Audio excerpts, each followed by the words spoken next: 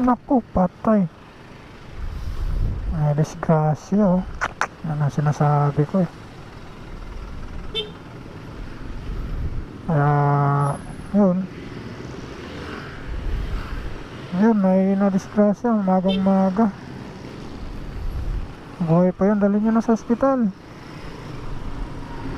Hapis lang din yung helmet, eh.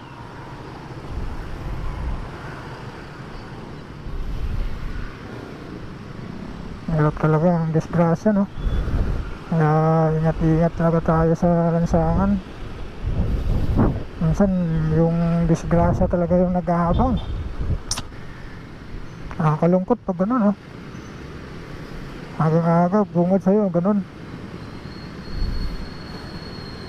Ang pangit ng bungod ng umaga pag di ka talaga mag-iingat.